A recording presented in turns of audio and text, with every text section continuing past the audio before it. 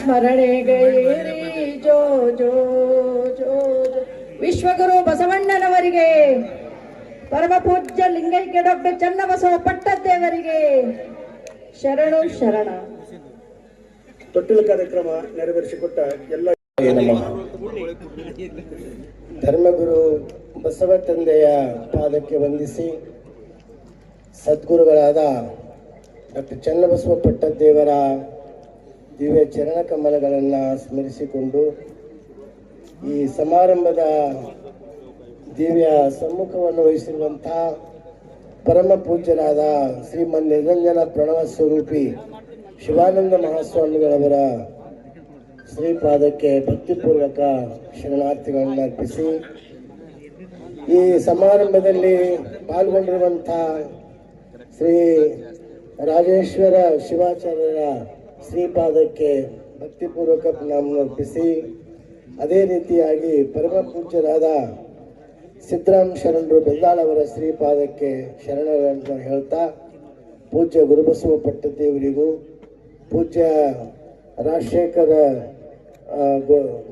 ಬೆಂಬಳಖೇಡದ ಪರಮ ಪೂಜ್ಯರಿಗೂ, ದಾಕುಳಿಗೆಯ ಪರಮ ಪೂಜ್ಯರಿಗೂ ಶರಣಾರ್ಥಿಗಳನ್ನು ಹೇಳಿ, ನಮ್ಮ ನಿಮ್ಮೆಲ್ಲರ ನೆಚ್ಚಿನ ನಾಯಕರು ಆದ ಸನ್ಮಾನ್ಯ ಶಾಂತಿವರ್ಧಕ ಶಿಕ್ಷಣ ಸಂಸ್ಥೆಯ ಅಧ್ಯಕ್ಷರು ಮತ್ತು ಜಿಲ್ಲೆಯ ಉಸ್ತುವಾರಿ ಸಚಿವರು ಆದ ಶ್ರೀ ಈಶ್ವರ್ ಖಂಡ್ರೆ ಅವರಿಗೂ ಶರಣಾರ್ಥಿಗಳನ್ನು ಹೇಳಿ, ಅದೇ ರೀತಿ ನಮ್ಮ ನಿಮ್ಮೆಲ್ಲರ ನೆಚ್ಚಿನ ಸಂಸದರು, ಕಿರಿಯ ವಯಸ್ಸಿನಲ್ಲಿ ಹಿರಿಯ ಸಂಸದರಾಗಿ ದಿಲ್ಲಿಯವರೆಗೆ ಖಂಡ್ರೆ ಮನೆತನದ ಕೀರ್ತಿಯನ್ನು ಮುಟ್ಟಿಸಿದ್ದಾರೆ ಸಾಗರ್ ಖಂಡ್ರೆ.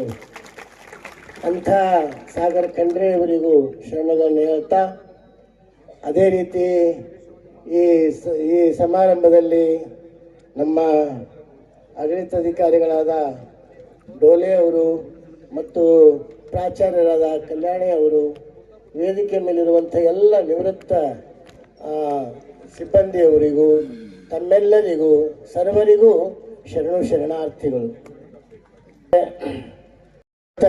136ನೇಯ ಚನ್ನಬಸವ ಪಟ್ಟದೇವರ ಜಯಂತ್ಯೋತ್ಸವ. ಈಗಾಗಲೇ ಈಶ್ವರ್ ಖಂಡ್ರೆ ಅವರು ಒಂದು ನಾವೆಲ್ಲ ಹೆಮ್ಮೆ ಪಡಬೇಕು, ಯಾವ ಕಾರ್ಯಕ್ರಮಕ್ಕೆ ಹೋದ್ರೂ ಆ ಕಾರ್ಯಕ್ರಮವನ್ನ ಬಗ್ಗೆನೇ ಮಾತಾಡ್ತಿರುವಂಥ ಇಡೀ ವಿಧಾನಸಭೆಯಲ್ಲಿ ಏಕೈಕ ವ್ಯಕ್ತಿ ಅಂದ್ರೆ ಅವ್ರು ಈಶ್ವರ್ ಖಂಡ್ರೆ ಅವರು. ಇವತ್ತ ಚನ್ನಬಸವ ಪಟ್ಟದೇವ್ರ ಬಗ್ಗೆ, ಭೀಮಣ್ಣ ಖಂಡ್ರೆ ಅವ್ರ ಬಗ್ಗೆ ಎಳೆ ಎಳೆಯಾಗಿ ಎಲ್ಲವನ್ನು ನಮ್ಮ ಮುಂದೆ ಚಿತ್ರಣವನ್ನು ಇಟ್ಟಿದ್ದಾರೆ. ಅವರು ಮಾಡಿರುವಂಥ ಬಸವ ಸೇವೆ, ಶಿಕ್ಷಣ ಸೇವೆ. ಇವತ್ತ ಒಂದು ಈ ಸಂದರ್ಭದಲ್ಲಿ ಹೇಳಬೇಕು, ಇಡೀ ಚನ್ನಬಸವ ಪಟ್ಟದೇವರು ಮೊಟ್ಟ ಮೊದಲು ಬಸವಣ್ಣನ ಕಾರ್ಯ ಚನ್ನಬಸವ ಪಟ್ಟದೇವರು ಮಾಡಿದ್ರು. ಅವರು ಇಲ್ಲಿ ಕಾಲೇಜುಗಳು ಮಾಡೋ ಕಾಲಕ್ಕೆ ಅಧ್ಯಕ್ಷರಿಗೆ ಹೇಳಿದ್ರು, ಇದು ಯಾರದು ಹೆಸರು ಇಡೋದು ಬೇಡ, ನನ್ನ ಹೆಸರು ಇಡೋದು ಬೇಡ, 12ನೇ ಶತಮಾನದಲ್ಲಿ ಬಾಳೆ ಬೆಳಗಿದ ಶರಣರ ಹೆಸರನ್ನೇ ಕಾಲೇಜುಗಳಿಗೆ ಇಡಬೇಕಂತ ತಿಳ್ಕೊಂಡು ಅಕ್ಕ Mahadevi college, Siddarameshwara college, Channabasaveshwara college ಅಂತ ನಾಮಕರಣ ಮಾಡಿರುವಂಥ ಶ್ರೇಯಸ್ಸು ಚನ್ನಬಸವ ಪಟ್ಟದೇವರಿಗೆ ಸಲ್ತು. ಬಹಳ ಮಠಗಳದೆಲ್ಲ ತಮ್ಮ ಮಠದ ಹೆಸರಲ್ಲಿ ಕಾಲೇಜು ಶಿಕ್ಷಣ ಸಂಸ್ಥೆಗಳು ಇರ್ತಾವೆ. ಆದ್ರೆ ಇನ್ನೊಂದು ಅಪ್ಪವ್ರ ಬಸವಣ್ಣನ ಬಗ್ಗೆ ಕಾರ್ಯ ಮಾಡಿದ್ರ ಬಗ್ಗೆ ನಾವು ಮೆಚ್ಚಿ ಹೇಳ್ಬೇಕು. ಇಡೀ ಕರ್ನಾಟಕದಲ್ಲಿ ಬಸವಣ್ಣನವರೇ ಧರ್ಮಗುರು, ವಚನ ಸಾಹಿತ್ಯವೇ ಧರ್ಮ ಗ್ರಂಥ ಅಂತ ಒಬ್ರು ಮಾತಾಜಿಯವರು, ಲಿಂಗಾನಂದ ಸ್ವಾಮಿಗಳು ಬಿಟ್ರೆ ಬೇರೆ ಯಾವ ಮಠದವರು ಹೇಳ್ತಿರ್ಲಿಲ್ಲ. ಅದನ್ನ ಇಡೀ ಕರ್ನಾಟಕದಾಗ ಮೊಟ್ಟ ಮೊದಲು ಮಠ ಯಾವುದು ಅಂದ್ರೆ ಅದು ಭಾಲ್ಕಿ ಮಠ, ಅದು ಚನ್ನಬಸವ ಪಟ್ಟದೇವರು. ಅಂಥ ಆಗಿನ ಸಮಯದಲ್ಲಿ ಆಮೇಲೆ ಇಳಕಲ್ ಮಠ, ಗದಗ, ಚಿತ್ರದುರ್ಗ, ಒಂದೊಂದು ಮಠದವರೆಲ್ಲ ಬಸವಮಯವಾಗಿ ಇವತ್ತು ನಾಡಿನ ತುಂಬ ಮಠಾಧೀಶರು ಬಸವ ತುತ್ತಕ್ಕಾಗಿ ಟೊಂಕ ಕಟ್ಟಿ ನಿಂತಿದ್ದಾರೆ. ಮೊನ್ನೆ ನಡೆದಿರುವಂತಹ ಬಸವ ಸಂಸ್ಕೃತಿ ಅಭಿಯಾನ ನಿಮ್ಮೆಲ್ಲರಿಗೆ ಗೊತ್ತಿರುವಂತ ಸಂಗತಿನೇ. ಬಂಧುಗಳೇ, ಅಂಥ ಜೀವನದುದ್ದಕ್ಕೂ ಬಸವಣ್ಣನ ಕಾರ್ಯ ಪೂಜ್ಯರು ಮಾಡಿದರು. ಇನ್ನೊಂದು ಅವ್ರು ಮಾಡಿರುವಂಥ ಕಾರ್ಯ ಅಂದ್ರೆ ಶಿಕ್ಷಣ. ಆ ಶಿಕ್ಷಣಕ್ಕೆ ಬಲಗೈಯಾಗಿ ಅಪೋರು ಕಾರ್ಯಕ್ಕೆ ಅನೇಕ ಹಾಡುಗಳಲ್ಲಿನೂ ಬಂದದ, ಪದ್ಯಗಳಲ್ಲೂ ಬಂದದ. ಚನ್ನಬಸವ ಪಟ್ಟದೇವ್ರ ಶಿಕ್ಷಣಕ್ಕೆ ಕಾರ್ಯಕ್ಕೆ ಟಂಕ ಕಟ್ಟಿ ನಿಂತವರು ಯಾರು ಅಂದ್ರೆ ಭೀಮಣ್ಣ ಖಂಡ್ರೆಯವರು ಅಂತ ಈ ಸಂದರ್ಭದಲ್ಲಿ ಭಾಳ ಹೆಮ್ಮೆಯಿಂದ ಹೇಳಲಿಕ್ಕೆ ಇಷ್ಟಪಡ್ತಾ ಇದೆ. ಇವತ್ತ ಒಂದು ಮಾತು ಹೇಳಬೇಕು. ಭೀಮಣ್ಣ ಖಂಡ್ರೆಯವರು ಆಗಿನ ಸಮಯದಲ್ಲಿ ನಾವು ವಿದ್ಯಾರ್ಥಿಗಳಿದ್ದಾಗ ನನ್ನ ಕಣ್ಮುಂದೆ ಇನ್ನೂ ಚಿತ್ರಣ ಇದೆ. ಇಲ್ಲಿ ಬರಗಾಲಿತ್ತು, ಬೀಜದ ಅಭಾವ ಇತ್ತು, ರೈತರಿಗೆ ಬೀಜ ಸಿಗ್ತಿರ್ಲಿಲ್ಲ. ಗೋಡೌನ್ ತುಂಬ ಬೀಜಗಳದಾವ, ಆದರೆ ಯಾರೂ ಕೊಡ್ಲಾಕ ರೆಡಿ ಇಲ್ಲ. ಅಂಥ ಸಂದರ್ಭದಲ್ಲಿ ಸಾವಿರಾರು ಜನ ರೈತರಿಗೆಲ್ಲ ಕರ್ಕೊಂಡು ಬಂದು ಗೋಡೌನ್ನ ಕೀಲಿಯನ್ನು, ಬೀಗದ ಕೈಯನ್ನು ಮುರಿದು ಒಳಗೆ ಹೊಕ್ಕಿ ಎಲ್ಲ ರೈತರಿಗೆ ಬೀಜವನ್ನು ಹಂಚಿರುವಂಥ ಶ್ರೇಯಸ್ಸು ಭೀಮಣ್ಣ ಖಂಡ್ರೆಯವರಿಗೆ ಸಲ್ತು. ಅಂತ ಅನೇಕ ಕಾರ್ಯಗಳನ್ನು ಅವರು ಮಾಡಿದ್ದಾರೆ, ಒಂದಲ್ಲ. ಇಂಥವು ಹೇಳ್ತಾ ಹೋದ್ರೆ ಭಾಳಷ್ಟು ಅದಾವ. ನಾವು BA ಓದ್ತಿದ್ವಿ. BA ಓದುವಾಗ ಆಗ ಒಂದು ಫ್ಯಾಮಿಲಿ ಪ್ಲ್ಯಾನಿಂಗ್ ಇದು ಬಂದಿತ್ತು. ಕಂಪಲ್ಸರಿ ಏನೋ ಇಷ್ಟು ಫ್ಯಾಮಿಲಿ ಪ್ಲ್ಯಾನಿಂಗ್ ಮಾಡ್ಕೋಬೇಕು ಅಂತೇನೋ ಒಂದು ನಿಯಮ ಬಂದಿತ್ತು. ಆ ಗೌರ್ಮೆಂಟ್ ಬಸ್ಸಿನ ಕುಂತು ಹೋದವರೆಲ್ಲ ಸೀದಾ ಯಾವ್ಯಾವ ಊರಿಗೆ ಕರ್ಕೊಂಡು ಹೋಗೋ ಬದಲಾಗಿ ನೇರವಾಗಿ ದವಾಖಾನೆಗೆ ಕರ್ಕೊಂಡು ಹೋಗ್ತಿರು. ಜನರೆಲ್ಲ ಅಳೋದು, ಚೀರೋದು ಮಾಡ್ತಿರು. ಆಗ ದಬ್ಬಾಳಿಕೆಯಿಂದ ಆಪರೇಷನ್ ಮಾಡ್ತಾ ಇದ್ರು. ಆವಾಗ ಚಾಲೆಂಜ್ ಆಗಿ ಭೀಮಣ್ಣ ಖಂಡ್ರೆಯವರು ನಿಮ್ಗೆ ಎಷ್ಟದ ಟಾರ್ಗೆಟ್ ಹೇಳ್ರಿ ಅಂತ ಹೇಳಿದ್ರು. ಇಷ್ಟದ ಅಂತ ಹೇಳಿದ್ರೆ ನೀವು ಯಾರಿಗೆ ಒತ್ತಾ ಇದ್ದೀನಿ ಮಾಡಬೇಡ್ರಿ ಅಂತ ಹೇಳಿದ್ರು. ಮಾಡಬೇಡ್ರಿ ಅಂತ ಹೇಳಿ ಇಡೀ ಜಿಲ್ಲಾ ತುಂಬ ಜಾಗೃತಿ ಮಾಡಿ ಅವ್ರ ಟಾರ್ಗೆಟ್ಗಿಂತಲೂ 10 ಪಟ್ಟು ಹೆಚ್ಚಾಗಿ ಅದು ಗಿನ್ನಿಸ್ ದಾಖಲೆ ಆಗ್ಯದ ಅಂತ ಎಲ್ಲರೂ ಹೇಳ್ತಾರೆ. ಅಂಥ ಒಂದು ಅಭೂತಪೂರ್ವ ಒಂದು ದಿವ್ಯ ಶಕ್ತಿ ಭೀಮಣ್ಣ ಖಂಡ್ರೆಯವರಲ್ಲಿತ್ತು. ಅದೇ ರೀತಿಯಾಗಿ ಈ ಸಂದರ್ಭದಲ್ಲಿ ಒಂದು ಮಾತು ಹೇಳಿದ್ರೆ ತಪ್ಪಲ್ಲ. ಇವತ್ತು ನಾವಿಲ್ಲಿ ಸ್ವಾಮಿಯಾಗಿ ನಿಂತಿದ್ವಿ ಅಂದ್ರೆ ಇಲ್ಲಿ ಚನ್ನಬಸವೇಶ್ವರ ಕಾಲೇಜು ನಾ 69ನೇ ಇಸ್ವಿಗೆ SSLC ಪಾಸ್ ಆದ. ಈ ಕಾಲೇಜು ಓಪನ್ ಆಗಿದ್ದು 68ಕ್ಕೆ. ಅವಾಗ ಇಲ್ಲಿ ಬಾಲ್ಕಿ ಕಾಲೇಜ್ ಆಗ್ಯದ. ನಾವು 10ನೇಕ್ಕೆ ಸ್ಟಾಪ್ ಆಗ್ತಿತ್ತು ನಮ್ಮ ಶಿಕ್ಷಣ. ಅವಾಗ ಇಲ್ಲಿ ಕಾಲೇಜ್ ಆದ್ರಿಂದಲೇ ಮಠದಾಗ ಪ್ರಸಾದ ನಿಲಯ ಅದ, ಇಲ್ಲಿ ಕಾಲೇಜ್ ಅದ ಅಂತ ತಿಳ್ಕೊಂಡು ನಾವು ಚನ್ನಬಸವ ಪಟ್ಟದೇವ್ರ ಹತ್ತಿರ ಬಂದು ಪ್ರಸಾದ ನಿಲಯ ಉಳ್ಕೊಂಡು ಇಲ್ಲಿ ಕಾಲೇಜು ಡಿಗ್ರಿ ತಗೊಂಡಿದ್ದೇವಂತ ಇವತ್ತು ಸ್ವಾಮಿಯಾಗಿ ನಿಮ್ಮ ಮುಂದೆ ನಿಂತಿದ್ದೀವಿ ನಾವು ಅಂತ ಈ ಸಂದರ್ಭದಲ್ಲಿ ಹೇಳಿಕ್ಕೆ ಭಾಳ ಸಂತೋಷ ಆಗ್ತದೆ. ಅಂಥ ಅಪರೂಪದ ಕಾರ್ಯಗಳು ಚನ್ನಬಸವ ಪಟ್ಟದೇವರು ಅವರೆಲ್ಲ ಗುರಿಗಳಿಗೆ ಭೀಮಣ್ಣ ಖಂಡ್ರೆಯವರು ಸಾಥ್ ಕೊಟ್ಟು ಶ್ರಮಿಸಿದ್ದಾರೆ ಅಂತ ಈ ಸಂದರ್ಭದಲ್ಲಿ ಹೇಳ್ತಾ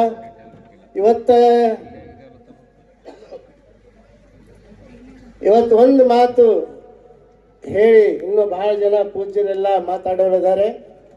ಇವತ್ತು ಯಾವ ರೀತಿ ಹೆಂಗೆ ಖಂಡ್ರೆ ಮನೆತನ ಮುಂದೆ ನಮ್ಮ ಪಟ್ಟಾಧಿಕಾರ ಮಾಡಿದವರು ಭೀಮಣ್ಣ ಖಂಡ್ರೆಯವರು, ಮತ್ತು ನಮ್ಮ ಚನ್ನಬಸವ ಪಟ್ಟದೇವರು ಪಟ್ಟಾಧಿಕಾರ ಭೀಮಣ್ಣ ಖಂಡ್ರೆಯವರು ತಂದೆಯವ್ರ ಕೈ ಮೇಲೆ ಆಗಿತ್ತಂತ. ಆ ನಂತರ ನಮ್ಮ ಪಟ್ಟಾಧಿಕಾರ ಆಗಿತ್ತು ಭೀಮಣ್ಣ ಖಂಡ್ರೆಯವರು ಅಧ್ಯಕ್ಷತೆಯಲ್ಲಿ. ಗುರುಬಸವ ಪಟ್ಟದೇವರು ಪಟ್ಟಾಧಿಕಾರ ಆಗಿತ್ತು ಈಶ್ವರ ಖಂಡ್ರೆಯವರ ಅಧ್ಯಕ್ಷತೆಯಲ್ಲಿ. ಹೀಗೆ ಭಾಲ್ಕಿ ಮಠಕ್ಕೂ ಖಂಡ್ರೆಯವರ ಮನೆತನಕ್ಕೂ ಅವಿನಾಭಾವ ಸಂಬಂಧದ. ಅದಕ್ಕೆ ಅಂಥ ಆ ಸಂಬಂಧ ಅದು ನಿರಂತರವಾಗಿ ಇರ್ತದೆ, ಮುಂದುವರಿತದೆ ಅನ್ನುವಂಥ ಮಾತನ್ನು ಈ ಸಂದರ್ಭದಲ್ಲಿ ಹೇಳ್ತಾ ಇವತ್ತ ಒಂದು ಮಾತು ಈ ಸಂದರ್ಭದಲ್ಲಿ ಹೇಳಬೇಕು. ಈಶ್ವರ್ ಖಂಡ್ರೆಯವರು ಇವತ್ತ ಸಚಿವರಾದ ಮೇಲೆ ಇಡೀ ಬೀದರ್ ಜಿಲ್ಲೆನೇ ಕರ್ನಾಟಕ ನೋಡುವಂಗ ಬೀದರ್ ಜಿಲ್ಲೆಯಲ್ಲಿ ಎಲ್ಲ ಪ್ರಗತಿಪರ ಕೆಲಸಗಳನ್ನು ನಡೆದಿದ್ದಾವೆ ಅಂತ ಹೇಳಿಕ್ಕೆ ಬಹಳ ಖುಷಿ ಆಗ್ತದೆ. ಅನೇಕ ಕಾರ್ಯಗಳನ್ನು ಮಾಡಿದ್ದಾರೆ. ಇಲ್ಲೇ ಬಾಲಿಕೆಯಲ್ಲಿ ಕೋರ್ಟ್ ಇರ್ಬೋದು, ಆಸ್ಪತ್ರೆ ಇರ್ಬೋದು, ಮತ್ತೇನೇ ಅಂತ ಅನೇಕ ಇಲ್ಲಿ ಬೀದರ್ ಜಿಲ್ಲೆ ಬಿಟ್ಟು ಎಲ್ಲಿ ಕ್ರೀಡಾಂಗಣ ಇದ್ದಿಲ್ಲ. ಈಗ ಭಾಲ್ಕಿಯಲ್ಲಿ ಇಡೀ ಜಿಲ್ಲೆಯಲ್ಲಿನೇ ಪ್ರಪ್ರಥಮವಾಗಿ ತಾಲೂಕಾ ಸ್ಥಳದಲ್ಲಿ ಇವತ್ತು ಭವ್ಯವಾದ ಕ್ರೀಡಾಂಗಣ ನಿರ್ಮಾಣ ಆಗ್ತಾ ಇರೋದು ಈಶ್ವರ್ ಖಂಡ್ರೆ ಅವರ ಪ್ರಯತ್ನದಿಂದ ಅಂತ ನಾನು ಈ ಸಂದರ್ಭದಲ್ಲಿ ಹೇಳ್ತಾ, ಇವತ್ತ ಎಲ್ಲ ಒಳ್ಳೆ ರೀತಿಯಿಂದ ಇವತ್ತ ಅನೇಕ ಕಾರ್ಯದಲ್ಲಿ ಇವತ್ತು ಅರಣ್ಯ ಸಚಿವರದ್ದು ಹೆಸರೇ ಯಾರಿಗೆ ಗೊತ್ತಿರ್ತಿಲ್ಲ. ಹೆಚ್ಚಾಗಿ ಅರಣ್ಯ ಸಚಿವರು ಇರ್ತಿರು ಅದು ಹಿಂಗೆ ಏನೋ ಜನಮಾನಸದಲ್ಲಿ ಇರ್ತಿದ್ದಿಲ್ಲ. ಆದರೆ ಅರಣ್ಯ ಸಚಿವರು ಆದಮೇಲೆ ಅನೇಕ ಬದಲಾವಣೆಗಳನ್ನು ಮಾಡಿರುವಂಥ ಶ್ರೇಯಸ್ಸು ಈಶ್ವರ್ ಖಂಡ್ರೆ ಅವರಿಗೆ ಸಲ್ತದೆ. ಅಂತ ಅರಣ್ಯದ ಎಷ್ಟೋ ಒತ್ತುವರಿ ಎಲ್ಲ ಸರಿ ಮಾಡಿಸಿ ಸರ್ಕಾರಕ್ಕೆ ಒಪ್ಪಿಸಿ ಅಂತ 10 ಕಾರ್ಯಗಳನ್ನು ಮಾಡಿದ್ದಾರೆ. ವಿವರವನ್ನು ಹೇಳಿಕ್ಕೆ ಸಮಯದ ಅಭಾವ ಇದೆ. ಅಂತ ಹಲವಾರು ಕಾರ್ಯಗಳನ್ನ ಮಾಡ್ತಾ ಇದ್ದಾರೆ. ಅದಕ್ಕೆ ಇವತ್ತ ಇನ್ನೊಂದು ಬಹಳ ಮಹತ್ವದ ವಿಷಯ ಹೇಳಿ ನನ್ನ ಮಾತನ್ನ ಮುಗಿಸ್ತೀನಿ. ಇವತ್ತ ಅನುಭವ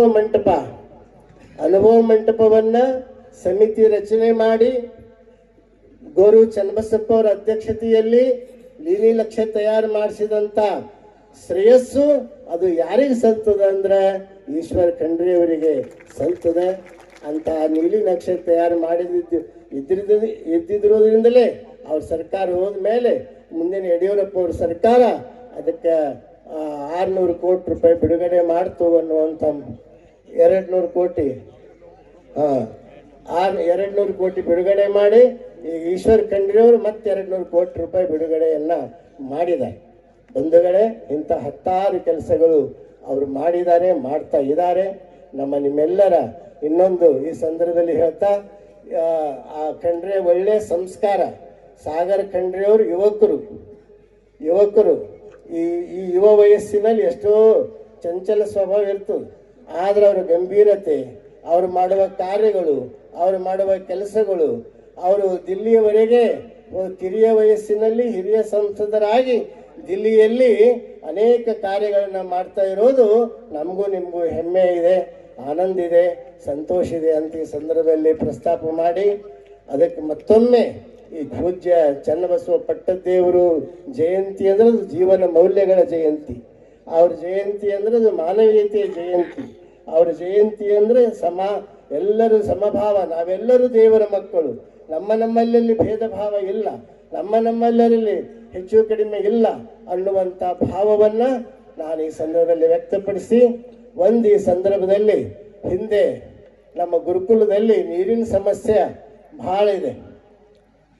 ಹಿಂದೆ ವಿಜಯಕುಮಾರ್ ಖಂಡ್ರೆ ಅವರು ಶಾಸಕರಿದ್ದಾಗ ಆ ಕರ್ನಾಟಕದಿಂದ ಪೈಪ್ಲೈನ್ ಮಾಡಿಕೊಟ್ಟು ನೀರಿನ ಸೌಲಭ್ಯ ಒದಗಿಸಿದರು. ಆದರೆ ಅವೆಲ್ಲ ಬೋರ್ಗಳೆಲ್ಲ ಬತ್ತಿದ್ದಾವೆ. ನೀರಿನ ಈಗ 24x7 ನೀರಿಂದು ಏನೊಂದು ಯೋಜನೆ ಬಂದದ, ಅದು ಗುರುಕುಲಕ್ಕೆ ತಾವು ಮಾಡ್ತಾ ಇದ್ದೀರಿ. ಸ್ವಲ್ಪ ಇಲ್ಲ ಹೇಳಿದ್ದಾರೆ, ಅದು ಸ್ವಲ್ಪ ಬೇಗ ಆದ್ರೆ ಈ ಬೇಸಿಗೆದಾಗ ನಮ್ಮ ಮಕ್ಕಳಿಗೆ ಕ್ಯಾಂಪಸ್ದಲ್ಲಿ ಸುಮಾರು 7-8 ಸಾವಿರ ಮಕ್ಕಳು ಅದಾರೆ.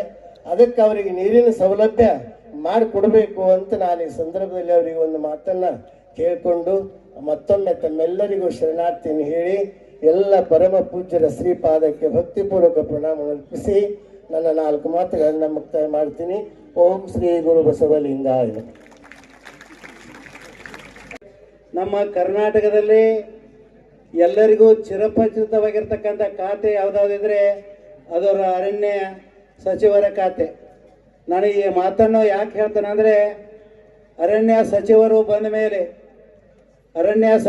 ಬಂದ ಮೇಲೆ ಎಷ್ಟೋ ಜನ ಅಂದರು ಈ ಭಾಗದಲ್ಲಿ ಅರಣ್ಯ ಇಲ್ಲ, ಆ ಮೈಸೂರು ಭಾಗದಲ್ಲಿ ಕರಾವಳಿ ಗುಂಟೆ ಮಲೆಯ ಮಹದೇಶ್ವರ ಇದರಲ್ಲಿ ಅರಣ್ಯದ, ಇಲ್ಲಿ ಅರಣ್ಯ ಇಲ್ಲ ಅಂದರೆ ಕೂಡ ನಮ್ಮ ಅರಣ್ಯ ಸಚಿವರು ಮಾಡಿರ್ತಕ್ಕಂಥ ಕೆಲಸ ಏನಂದರೆ ಎಲ್ಲರಕ್ಕಿಂತನೂ ನಂಬರ್ 1 ಸಚಿವರು ಯಾರಿದ್ರೆ ಸನ್ಮಾನ್ಯ ಈಶ್ವರ್ ಖಂಡ್ರೆ ಅವರು.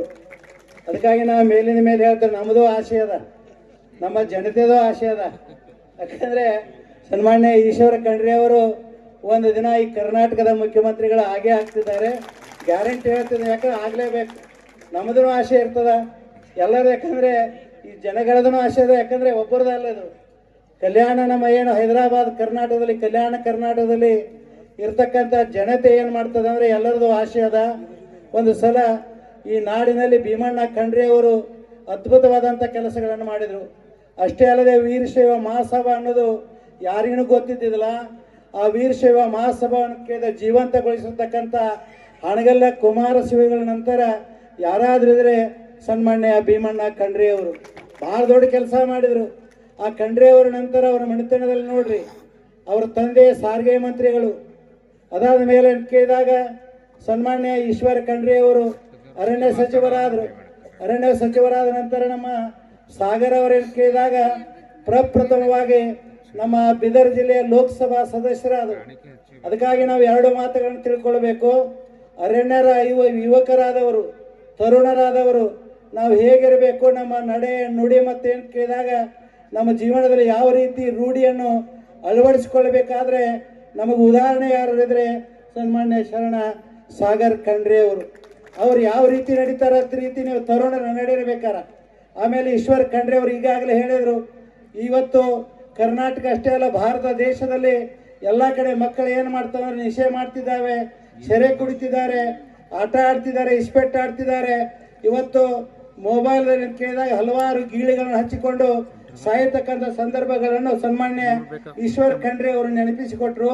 ಅದಕ್ಕಾಗಿ ನಾನು ಒಂದು ಸಲ ಬಿಜಾಪುರ ಜಿಲ್ಲೆಗೆ ಹೋಗಿದ್ದೆ. ಬಿಜಾಪುರ ಜಿಲ್ಲೆಗೆ ಹೋಗಿರ್ತಕ್ಕಂಥ ಸಂದರ್ಭದಲ್ಲಿ ಅಲ್ಲಿ ಪ್ರವಚನ ಇತ್ತು. ಪ್ರವಚನ ಮಾಡ್ತಕ್ಕಂಥ ಸಂದರ್ಭದಲ್ಲಿ ಸನ್ಮಾನ್ಯ ಈಶ್ವರ್ ಖಂಡ್ರೆ ಅವರು ಹೇಳಿದ ಹಾಗೆ ಅಲ್ಲಿರ್ತಕ್ಕಂಥ ಎಲ್ಲ ಜನರಿಗೆ ಹೇಳಿದೆ, ನೀವು ಕುಡಿಬೇಡ್ರಿ, ತಿನ್ನಬೇಡ್ರಿ, ಇಸ್ಪೆಟ್ ಆಡಬೇಡ್ರಿ. ತಿನ್ನುವುದರಿಂದ ಕುಡಿಯುವುದರಿಂದ ಏನು ಕೇಳಿದೆ ಏನೂ ಲಾಭ ಇಲ್ಲ. ನೀವು ನೋಡಿರ್ಬೇಕಾರ ದನಗಳ ಮುಂದೆ ಏನು ಕೇಳಿದಾಗ ಒಂದು ಬಕೆಟದಲ್ಲಿ ಸೆರೆಯನ್ನು ಹಾಕಿಡಿ, ಒಂದು ಬಕೆಟದಲ್ಲಿ ನೀರು ಹಾಕಿಟ್ರೆ ದನಗಳು ನೀರು ಕುಡಿತಾವ, ಸೆರೆ ಕುಡಿತಾವ. ನೀವು ಆಲೋಚನೆ ಮಾಡಿರಿ. ಆಮೇಲೆ ನೀರು ಕುಡಿಯೋದು ಸೆರೆ ಕುಡಿಯಂಗಿಲ್ಲ, ನೀರು ಕುಡಿತದ. ಆಮೇಲೆ ನೀವೆಲ್ಲ ಸಿಗರೇಟ್ ಸಿಗ್ತೀರಿ, ಚುಟ್ಟ ಸಿಗ್ತೀರಿ. ಆ ಸಿಗರೇಟ್ ಚಿಟ್ಟ ಸೇರಿ ಏನು ಮಾಡ್ತೀರಿ ಅಂದರೆ ಹಾದಿಯಲ್ಲಿ ಹಾಕಿ ಕಾಲಿಂದ ಒರೆಸಿರ್ತೀರಿ. ಕಾಲಿಂದ ಒರೆಸಿರ್ತಕ್ಕಂಥ ವಸ್ತುವನ್ನು ಬಾಯ್ದಾಗ ಇಡ್ತೀರಿ, ಇಡಂಗಿಲ್ಲ. ಆ ಮಾತನ್ನು ಯಾಕಂದರೆ ಇವತ್ತು ಅರಣ್ಯ ಸಚಿವರು ಇವತ್ತು ನಿಜವಾಗಿ ಇಷ್ಟು ಚೆನ್ನಾಗಿ ಹೇಳಿದರು, ನನಗೆ ಬಹಳ ಖುಷಿ ಆಯಿತು. ಆ ಮಾತನ್ನು ಹೇಳಿದಾಗ ಅಲ್ಲಿ ಕೂತಿರ್ತಕ್ಕಂಥ ಒಂದು ಮುದುಕಿ ಹಳ್ಳಿಗೆ ಚಾಲು ಆಯ್ತು ರೀ ಸಾಹೇಬ್ರೆ. ಹಳ್ಳಿಗೆ ಚಾಲು ಆದಾಗ ಮುದುಕಿ ಕೇಳಿದೆ, ಯಾಕಮ್ಮ ಯಾಕೆ ಅಳ್ತಿ, ಏನಾಗಿದೆ ಅಂದಾಗ, ಇಲ್ಲ ಮುತ್ತೇರೆ ನಿಮ್ಮ ಭಾಷಣ ನೀವು ಚಾಲು ಮಾಡ್ರಿ, ನಾವು ಅಳ್ಳುವಂಗೆ ಅಳ್ತೀನಿ ಅಂದಾಗ, ಇಲ್ಲ ನೀವು ಅಳ್ಳುವುದಾರ ಮಾಡು ಅಥವಾ ನಾವು ಮಾತಾಡೋದಾರ ಮಾಡ್ತೀನಿ ಅಂದಾಗ, ಇಲ್ಲ ನೀವು ಎಷ್ಟು ಹೇಳ್ತೀರಿ ಹೇಳ್ರಿ ಅಂದಾಗ ಆ ಮುದುಕಿಗೆ ಹೇಳಿದೆ, ತಮ್ಮ ಸ್ವಲ್ಪ ತಡೆ ಯಾಕೆ ಹೇಳ್ತಿ ಅಂದಾಗ ಆ ಮುದುಕಿ ಅಂತದ್ದು ಏನಂತದ ಅಂದರೆ, ನಿಮ್ಮ ಧ್ವನಿ ಮತ್ತು ನಮ್ಮ ಮನೆಯಾಗ ಒಂದು ಎಮ್ಮಿ ಕರೆ ಎರಡು ಧ್ವನಿ ಒಂದದವ್ರಿಯಪ್ಪ ಅಂತಂದ್ರು. ನನಗೆ ಭಾಳ ಸಿಟ್ಟು ಬಂತು ಮುದುಕಿ ಮೇಲೆ. ಅದು ಎಮ್ಮಿ ಕರ ಉದಾಹರಣೆ ನನಗೆ ಯಾಕೆ ಕೊಡ್ತಿ ಅಂದಾಗ ಆ ಮುದುಕಿ ಹೇಳ್ತದ, ನಮ್ಮ ಎಮ್ಮಿ ಕರ ಇದೇ ರೀತಿ 6 ತಿಂಗಳು ಬದ್ರಿ ಮೊನ್ನೆ ಸತ್ತು ಹೋಯ್ತು. ನಿಮ್ಮತ್ತೆ ಎಲ್ಲ ದೊಡ್ಡ ದೊಡ್ಡ ಸ್ವಾಮಿಗಳಾಗಲಿ ಎಲ್ಲರಲ್ಲಿ ಚಟ ಬಿಡು ಅಂತ ಹೇಳಿ ಅಲ್ಲಿಂದ ಹಿಡಿದು ಇಲ್ಲಿವರೆಗೆ ಎಲ್ಲರೂ ಹೇಳಿ ಸತ್ತು ಹೋಗಿದ್ದಾರೆ. ಈ ಜನ ಏನಕ್ಕೆ ಯಾರು ಹೇಳಿದ್ದು ಕೇಳಂಗಿಲ್ಲ, ಅದಕ್ಕಾಗಿ ಹೇಳಕ್ಕೆ ಹೋಗ್ಬೇಡ್ರಿ ಅಂತ ಹೇಳಕತ್ತೇನ್ರಿ ಅಪ್ಪ ಅಂತ ಹೇಳ್ತಾರೆ. ಈ ಸಮಾಜದಲ್ಲಿ ಏನಕ್ಕೆ ಈ ರೀತಿಯಾಗಿದೆ. ಇವತ್ತು ಭಾಳ ಖುಷಿ ಆಗ್ತದೆ. ಇವತ್ತು ನಿಜವಾಗಿ ಈಶ್ವರ್ ಖಂಡ್ರೆ ಅಂದರೆ ನನಗೆ ಅಚ್ಚುಮೆಚ್ಚಿನ ಏನು ಕೇಳಿದಾಗ ಒಬ್ಬ ಅತ್ಯಂತ ಆತ್ಮೀಯ ಅಂತ ಕೇಳಿದಾಗ ಒಬ್ಬ ಸಚಿವರಿದ್ದಾರೆ. ಅದಕ್ಕಾಗಿ ಇವತ್ತು ಪರಮ ಪೂಜ್ಯರಾಗಿರ್ತಕ್ಕಂಥ ಲಿಂಗೈಕ್ಯ ಡಾಕ್ಟರ್ ಚನ್ನಬಸವ ಪಟ್ಟದೇವರ 136ನೇ ಜಯಂತಿ. ಇವತ್ತು ಈ ಭಾಗದಲ್ಲಿ ಕನ್ನಡವನ್ನು ಉಳಿಸಿ, ಕನ್ನಡವನ್ನು ಕಟ್ಟಿ ಈ ಭಾಗದಲ್ಲಿರ್ತಕ್ಕಂಥ ಎಲ್ಲರಿಗೂ ಸಾವಿರಾರು ಜನರಿಗೆ ಅಂತ ಕೇಳಿದಾಗ ಆಶ್ರಯದಾತವಾಗಿರ್ತಕ್ಕಂಥ ಮಹಾನ್ ಶಕ್ತಿ ಯಾರಿದ್ರೆ ಅವರೇ ನಮ್ಮ ಪರಮ ಪೂಜ್ಯರಾಗಿರ್ತಕ್ಕಂಥ ಡಾಕ್ಟರ್ ಚನ್ನಬಸವ ಪಟ್ಟದೇವರು. ಆ ಚನ್ನಬಸವ ಪಟ್ಟದೇವರ ಅಂತ ಕೇಳಿದಾಗ 136ನೇ ಜಯಂತಿ ಉತ್ಸವ ನಡೀತದ. ಆ ಜಯಂತಿ ಉತ್ಸವದಲ್ಲಿ ನೀವೆಲ್ಲರೂ ಭಾಗಿಯಾಗಿದ್ದೀರಿ. ಇಷ್ಟೇ ಎಲ್ಲರಿಗೂ ಒಂದು ಮಾತು ಏನು ಹೇಳೋದಂದ್ರೆ, ಆ ಪರಮ ಪೂಜ್ಯ ಶ್ರೀಗಳವರ ನಡೆ ಮತ್ತು ನುಡಿ ಅವರು ಹಾಕಿಕೊಟ್ಟಿರ್ತಕ್ಕಂಥ ಮಾರ್ಗದಲ್ಲಿ ನಾವು ನೀವೆಲ್ಲರೂ ನಡೆದು ಅಂತ ಕೇಳಿದಾಗ ನಮ್ಮ ಜೀವನವನ್ನು ಕಲ್ಯಾಣ ಮಾಡ್ಕೊಳ್ಬೇಕಂತೇಳಿ ಸಂದರ್ಭದಲ್ಲಿ ಹೇಳಿ ನನ್ನ 2 ಮಾತುಗಳು ಮುಗಿಸ್ತಿದ್ದೇನೆ. ಓಂ ಶ್ರೀ ಗುರು ಬಸವಲಿಂಗಾಯ. ಅಂತಂದ್ರೆ ಗುರು ದುಡ್ಡು ಬೆಳ್ಳಿ ಬಂಗಾರ ಒಡವೆ ವಸ್ತ್ರಗಳನ್ನು ಕೊಡಲ್ಲ. ಅವನ ಆಲೋಕ ಮಾತ್ರದಲ್ಲಿ, ಕೇವಲ ದೃಷ್ಟಿ ಮಾತ್ರದಲ್ಲಿ ಶಿಷ್ಯನಿಗೆ ಯೋಗ ಶಕ್ತಿಯನ್ನು ಕೊಡ್ತಾನೆ. ಆ ಯೋಗ ಶಕ್ತಿಯ ಸಂಕಲ್ಪವೇ ಗೊತ್ತಾ, ಬಸವಲಿಂಗ ಪಟ್ಟದೇವರು ಇಷ್ಟೆಲ್ಲ ದೊಡ್ಡ ಕಾರ್ಯವನ್ನು ಮಾಡ್ತಾ ಇದ್ದಾರೆ. ಅಂದು ಭೀಮಣ್ಣ ಖಂಡ್ರೆಯವರು, ಚನ್ನಬಸವ ಪಟ್ಟದೇವರವರು ಅನುಭವ ಮಂಟಪದ ಲಿಂಗಾಕಾರದ ಗೋಳಕ್ಕೆ ರಾತ್ರಿ 11 ಗಂಟೆಯವರೆಗೆ 12 ಗಂಟೆಯವರೆಗೆ ಒಂದು ಸ್ವತಃ ತಾವೇ ಗುರುಗಳು ಕೊಡಬೇಕು, ಶಿಷ್ಯ ಮೇಲ್ಗಡೆ ಹಾಕಬೇಕು. ಯಾಕಂದ್ರೆ 11 ಗಂಟೆ ತನಕ ಯಾರು ಲೇಬರ್ ಇರ್ತಾರೆ? ಒಂದು ಗುರು ಮಾಡಿರ್ತಕ್ಕಂತಹ ಫಲ ಇವತ್ತು ಅವರ ಸಂಕಲ್ಪದ ಶಕ್ತಿ ಇವತ್ತು ಅನುಭವ ಮಂಟಪವಾಗ್ತಾ ಇದೆ. ಇದು ಸುಮ್ಮನೆ ಆಗೋದಿಲ್ಲ. ಒಬ್ಬ ದಾರ್ಶನಿಕ ಒಂದು ಸುಂದರ ಮಾತನ್ನು ಹೇಳಿದ್ದಾನೆ, ಬಹಳ ಅದ್ವಿತೀಯವಾಗಿರ್ತಕ್ಕಂಥ ಮಾತಿದೆ. ಅಮೆಜಾನ್ ಅನ್ನತಕ್ಕಂಥ ಪರ್ವತ, ಆ ಪರ್ವತದಲ್ಲಿ ಇರುವೆ ಕಾಲಿಗೆ ಗೆಜ್ಜೆ ಕಟ್ಟಿದ್ರ ಆ ಗೆಜ್ಜೆಯ ಶಬ್ದ ಭಗವಂತನಿಗೆ ಕೇಳಿ ಹೋಗುತ್ತೆ ಅಂತ ಹೇಳ್ತಾನೆ. ಸಣ್ಣ ಮನೆಯಲ್ಲೇ 33x33 ಮನೆಯಲ್ಲೇ ಒಬ್ಬರು ಶಬ್ದ ಒಬ್ರಿಗೆ ಕೇಳಿ ಹೋಗೋದಿಲ್ಲ. 100 ಕಿಲೋಮೀಟರ್ ವ್ಯಾಸ ಇರತಕ್ಕಂತಹ ಅಮೆಜಾನ್ ಪರ್ವತದಲ್ಲಿ ಇರುವೆ ಕಾಲೆಷ್ಟು, ಕಾಲಿನ ಗೆಜ್ಜೆಯಷ್ಟು, ಗೆಜ್ಜೆಯ ಶಬ್ದ ಎಷ್ಟು, ಆದ್ರೆ ಆ ಶಬ್ದ ಭಗವಂತನಿಗೆ ಕೇಳಿ ಹೋಗುತ್ತೆ ಅಂತಂದ್ರೆ ನಮ್ಮ ಹೃದಯದಲ್ಲಿ, ಅಂತಃಕರಣದಲ್ಲಿ ಪವಿತ್ರ ಭಾವದಿಂದ ಕರೆದಂತಹ ಶಬ್ದ ನಿಶ್ಚಿತವಾಗಿ ಭಗವಂತ ಕೇಳಿ ಹೋಗ್ತಾನೆ ಎಂದು ಚನ್ನಬಸವ ಪಟ್ಟದೇವರು ಮಾಡಿರ್ತಕ್ಕಂತಹ ಸಂಕಲ್ಪನೆ, ಅಂದು ಬೀಜ ಹಾಕಿರ್ತಕ್ಕಂಥ ಬೀಜನೇ ಇಂದ ನಮ್ಮ ಬಸವಲಿಂಗ ಪಟ್ಟದೇವರ ಮುಖಾಂತರವಾಗಿ ಅನುಭವ ಮಂಟಪ ಅನ್ನತಕ್ಕಂಥ ಮಹಾವೃಕ್ಷವಾಗಿ ಹೊರಗಡೆ ಬರ್ತಾ ಇದೆ. ಇದು ಏನು ಅಂತಂದ್ರೆ ಗುರುವಿನ ಕೃಪೆ. ಅದಕ್ಕೆ ಗುರು ಅನ್ನತಕ್ಕಂಥ ಶಬ್ದಕ್ಕೆ ಹೇಳ್ತಾರೆ ಅಚುನೋತಿ ಶಾಸ್ತ್ರಾಣಿ ಆಚಾರ್ಯ ಸ್ಥಾಪಯತೆ. ಎಲ್ಲರೂ ಗುರು ಅನಿಸ್ಕೊಳಕ್ಕಾಗಲ್ಲ, ಕೇವಲ ಬಟ್ಟೆ ಹಾಕಿದ್ರೆ ಗುರು ಆಗಲ್ಲ. ಗುರು ಅಂತ ಯಾರಿಗೆ ಅನ್ನಬೇಕು ಅನ್ನತಕ್ಕಂಥ ಶಾಸ್ತ್ರ ಹೇಳುತ್ತೆ, ಸಿದ್ಧಾಂತ ಶಿಖಾಮಣಿ ಹೇಳುತ್ತೆ. ಸ್ವತಃ ತಾನು ಆಚಾರ್ಯ ಲಿಂಗ ತತ್ವನಿಷ್ಠರಾಗಿರ್ಬೇಕು, ಲಿಂಗ ಪೂಜಾ ಪರಾಯಣರಾಗಿರ್ಬೇಕು, ಆಚರಣೆಗಳನ್ನು ಮಾಡ್ತಾ ಇರಬೇಕು. ಅಂತಹ ಆಚರಣೆ ಮಾಡತಕ್ಕಂತಹ ಗುರು ಮಾತ್ರ ಉಪದೇಶ ಮಾಡಿದ್ರೆ ಅದು ಮಾತ್ರ ಯಶಸ್ವಿಯಾಗಿ ಸಮಾಜದಲ್ಲಿ ಮುಟ್ಟುತ್ತೆ. ಇದರ ಫಲ ಏನು ಅಂತಂದ್ರೆ, ಒಂದು ಭೀಮಣ್ಣ ಖಂಡ್ರೆಯವರು, ಒಂದು ಬಸವಲಿಂಗ ಪಟ್ಟದೇವರು. ಭೀಮಣ್ಣ ಖಂಡ್ರೆಯವರು ನನ್ನ ಮಗ ಲೋಕ ನಾಯಕ ಆಗಬೇಕು ಅಂತ ತಿಳಿದು ಅಂತ ಪರಮ ಪೂಜ್ಯರು ಸಂಕಲ್ಪ ಮಾಡಿದ್ರು, ಲೋಕ ನಾಯಕರಾಗಿ ಮೆರೆತಿದ್ರು. ಅವರು ಇಷ್ಟಪಟ್ಟಿದ್ರೆ, ಕಾಂಪ್ರಮೈಸ್ ರಾಜಕೀಯ ಮಾಡ್ಕೊಂಡು ಹೋಗಿದ್ರೆ ಭೀಮಣ್ಣ ಖಂಡ್ರೆ ಎಂದೋ ರಾಜಕೀಯ ಪುರುಷರಾಗಬೇಕಾಗಿತ್ತು, ಮುಖ್ಯಮಂತ್ರಿ ಆಗಬೇಕಾಗಿತ್ತು. ನಾನು ಅವ್ರ ಜೊತೆ ಅವಾಗ ಬಹಳ ಕೂಡ್ತೀನಿ. ತಿಂಗಳಲ್ಲಿ, 2 ತಿಂಗಳಲ್ಲಿ, 3 ತಿಂಗಳಲ್ಲಿ ಅವ್ರ ಜೊತೆ ಕುಂತಾಗ ಕನಿಷ್ಠ ಮೆಮೊರಿ ಹೋಗಿದೆ ಅಂತ ಬಹಳ ಜನ ಹೇಳ್ತಾರೆ. ಏನ್ ಮೆಮೊರಿ ಹೋಗಿಲ್ಲ, ಹಳೆ ಕಾಲದೆಲ್ಲವೂ ಕೂಡ ಹೇಳ್ತಾರೆ. ಅವರು ಹಳೆ ಕಾಲದ ಘಟನೆಗಳನ್ನು ಕೂಡ ಹೇಳ್ತಾರೆ. ಇವತ್ತಿಗೂ ಕೂಡ ಯಾರು ಇವರು ಇರಬಾರ್ದು, ಅವರು ಇರಬಾರ್ದು, ಅವತ್ತ ನಾನು ಹೋಗ್ತೀನಿ ಮನೆಗೆ. ಯಾಕಂದ್ರೆ ಇವ್ರು ಇದ್ದಾಗ ಸಾಗರ MP ಸಾಹೇಬ್ರು ಇದ್ದೂ ಕೂಡ ಜನ ಬಂದಿದ್ದಿರ್ತದ. ಇವರು ನಮ್ಮ ದೊಡ್ಡ ಸಾಹೇಬ್ರು ಇದ್ದಾಗಂತೂ ರಶ್ ಇರ್ತದ. ಯಾರು ಇರ್ಲಾರ್ದಾಗ ಕೇವಲ ಬಾಬಾ ಒಬ್ಬರು ಇದ್ದಾಗ ಮಾತ್ರ ಇವಾಂತ ಹೋಗಿ ಬಸ್ಸಾಗ ಫೋನ್ ಮಾಡ್ತೀನಿ, ಬಾಬಾರನ್ನು ಎತ್ಕೊಂತಾರಪ್ಪ ಅಂತಂದಾಗ, ಬಾ ಹಿಂಗ್ ಮೇಕರು ಗುರುಗಳು ಬರ್ತಲ್ಲ ತರ ಬಾಬಾ ಅಂತಂದಾಗ, ಬಾ ಅಂತ ಹೇಳಿ ಇವತ್ತು ಮಕ್ಕಳು ನೆನಪು ಹೊಂಟದ ಅಂತ ಹೇಳು ಅಂತ ಹೇಳ್ತಾರೆ. ಅವಾಗ ಹೋಗಿ ಕುಂತು ಮಾತಾಡಿ ಹೋಗ್ತಕ್ಕಂಥ ಸಾಕಷ್ಟು ಅನುಭವಗಳು ಹಂಚಿಕೊಳ್ತಾರೆ. ಕಾಂಪ್ರಮೈಸ್ ರಾಜಕೀಯ ಅವರ ಜೀವನದಲ್ಲಿ ಆಗಿಲ್ಲ.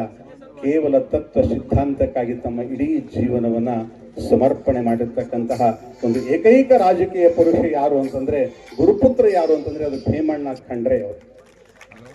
ಅಂತಹ ಮಹಾಪುರುಷನ ವಂಶದಲ್ಲಿ ಇವತ್ತು ನಮ್ಮ ಸಾಗರ ಖಂಡ್ರೆ ಅವರು ಬಂದಿದ್ದಾರೆ. ಸಾಗರ ಖಂಡ್ರೆಗೆ ಒಂದೇ ಹೇಳ್ತೀನಿ, ನರೇಗಾ ಅನ್ನತಕ್ಕಂಥ ಯೋಜನೆ ಅಲ್ಯಾಡೋದು ಥೋಡೆ. ನಾನು ಮೊದಲೆಲ್ಲ ಮಿನಿಸ್ಟರ್ಗಳ ಜೊತೆ, ಅವ್ರ ಜೊತೆ, ಇವ್ರ ಜೊತೆ ಚರ್ಚೆ ಮಾಡಿದಾಗ ಏನಿದೆ ಅದು ಏನು ಬದಲಿ ಮಾಡ್ಲಿಕ್ಕೆ ಬರಲ್ರಿ ಅಂತ ಹೇಳಿದ್ರು. ಈಗ ಹೆಸರ ಬದಲಿ ಮಾಡ್ಲತ್ತಾರ, ಅದು ಹೆಸರು ಬದಲಿ ಮಾಡ್ತಾರೋ ಏನು ಮಾಡ್ತಾರೋ ಮಾಡ್ಲಿ, ಆದ್ರೆ ಯೋಜನೆ ಬದಲಾವಣೆ ಇತ್ತು ಅಂತಂದಾಗ ನೀವೊಂದು ಗಟ್ಟಿಯಾಗಿ ಹೇಳ್ರಿ, ಕೃಷಿಕನಿಗಾಗಿ ಈ ಯೋಜನೆ ಬರಬೇಕು. ತೊಗರಿ ಬೆಳೀತಕ್ಕಂತಹ ರೈತ ಒಂದು 10 ಎಕರೆ, ಒಂದು 5 ಎಕರೆ ತೊಗರಿ ಬೆಳಿಬೇಕಾಗಿದ್ರೆ 100 ಆಳುಗಳ ಅವನ ತೊಗರಿ ಬೆಳೆ, ಅವನ ಹತ್ರ 5 ಎಕರೆ ಇದೆ, ಅವನ ಅಕೌಂಟ್ಗೆ 100 ಆಳುಗಳನ್ನು ಹಾಕ್ತಕ್ಕಂಥ ವ್ಯವಸ್ಥೆ ಆಯಿತು ಅಂತಂದ್ರೆ ರೈತನ ಬದುಕೆಲ್ಲೋ ಕಟ್ಲಿಕ್ಕೆ ಸಾಧ್ಯ ಆಗ್ತದ. ಇಂತಹ ಸ್ವಲ್ಪ ಕ್ರಾಂತಿಕಾರಿ ಹೆಜ್ಜೆ ನಿಮ್ಮಿಂದ ರೈತರಿಗೆ ಆಶ್ರಯ ಆಗಲಿ ಅಂತ ನಾನು ಪ್ರೇರಣೆ ಕೊಡ್ತೀನಿ, ಹೇಳ್ತಾ ಇದ್ದೀನಿ. ಯಾಕಂದ್ರೆ ಹೇಳುವ ಶಕ್ತಿ ನಿಮಗಿದೆ. ಆ ನರೇಗಾ ಯೋಜನೆ ರೈತನಿಗೆ ಆಶ್ರಯದಾತರ ಆಗಲಿ ಅಂತಕ್ಕಂಥದ್ದು ನನ್ನ ಉದ್ದೇಶ. ಜೊತೆಯಲ್ಲಿ ಮಾನ್ಯನೇ ಈಶ್ವರ ಖಂಡ್ರೆಜಿಯವರು ಇವತ್ತಿನ ದಿವಸ ನಮ್ಮ ಒಳ್ಳೆಯ ರೀತಿ ಅರಣ್ಯ ಸಚಿವರಾಗಿ ಬಹಳ ದೊಡ್ಡ ಅದ್ವಿತೀಯವಾಗಿರ್ತಕ್ಕಂಥ ಕ್ರಾಂತಿಯನ್ನು ಮಾಡಿದ್ದಾರೆ. ಮೊದಲು ಅರಣ್ಯ ಫಾರೆಸ್ಟ್ ಮಿನಿಸ್ಟರ್ ಅಂತಂದ್ರೆ ಏನು ಗೊತ್ತೇ ಇರ್ತಿಲ್ಲ. 1-2 ಬೇಕಾರಿ ಮಿನಿಸ್ಟರ್ಗಳು ಇದ್ದು ನಮ್ಮ ಕರ್ನಾಟಕದ. ಒಂದು ವೆಟರ್ನರಿ ಮಿನಿಸ್ಟರ್ ಅಂತಂದ್ರೆ ಯಾವ ಮಂತ್ರಿ ಗೊತ್ತೇ ಆಗ್ತಿದ್ದಿಲ್ಲ, ಒಂದು ಫಾರೆಸ್ಟ್ ಮಿನಿಸ್ಟರ್ ಅಂದ್ರೆ ಆ ಮನುಷ್ಯ ಯಾವಿಗೆ ಗೊತ್ತೇ ಆಗ್ತಿದ್ದಿಲ್ಲ. ಆದ್ರೆ ಈಶ್ವರಿಗೆ ಬೇಕಾರ್ ಮಾಡ್ಬೇಕಂತ ಕೊಟ್ಟಿದ್ರು, ಈಶ್ವರ ಎಲ್ಲಕ್ಕಿಂತ ದೊಡ್ಡ ಚಮಕಾಸುರಲ್ಲಿ. ಯಾಕಂದ್ರೆ ಆ ಗುರುವಿನ ಶಕ್ತಿ ಇದೆ. ತಾಕತ್ತಿದೆ, ಕ್ರಿಯೇಟಿವಿಟೀಸ್ ಮೈಂಡ್ ಇದೆ. ಆ ಕರ್ತೃತ್ವ ಶಕ್ತಿಯಿಂದ ಒಂದು ಹೊಸ ಆಯಾಮವನ್ನ ಇವತ್ತು ಫಾರೆಸ್ಟ್ರಿಯಲ್ಲಿ ಅದ್ವಿತೀಯ ಕ್ರಾಂತಿಯನ್ನು ಮಾಡಿದ್ದಾರೆ. ಇವತ್ತ ಮಾನ್ಯನೀಯ ಈಶ್ವರ ಖಂಡ್ರೆಜಿಯವರಿಗೆ ಅಪ್ಪರೇ ಒಂದು ನಿಮಿಷ, ಅಪ್ಪರೇ ಪ್ಲೀಸ್. ಈಶ್ವರ ಖಂಡ್ರೆ ಅವರ ಜೊತೆ ಒಂದೇ 2 ನಿಮಿಷ ನಾನು ಹೇಳ್ತೀನಿ. ಎಷ್ಟು ಗಿಡಗಳು ಕೂಡ ನಾವು ರೋಡಿಗೆ ಹಚ್ಚಿದ್ರೆ ಅವು ಯಾವ ಗಿಡಗಳು ಕೂಡ ಆಗೋದಿಲ್ಲ. ಮತ್ತೆ ಜಡಪಿ, ತಾಲೂಕಾ ಪಂಚಾಯತ್ ಎಲ್ಲ ಅಧಿಕಾರಿಗಳು ಕೂಡಿ ಫಾರೆಸ್ಟ್ ಡೇ ಅಂತ ಮಾಡಿದಾಗ ಎಷ್ಟು ಗಿಡಗಳು ಊರ್ತವ, 8ನೇ ದಿವಸಕ್ಕೆ ಒಣಗೋಗಿದಿರ್ತದೆ. ಪೇಪರ್ದಲ್ಲಿ ಮಾತ್ರ ಎಷ್ಟು ಬೇಕೋ ಅಷ್ಟು ಹರಿತ ಕ್ರಾಂತಿ ಆಗ್ತದ.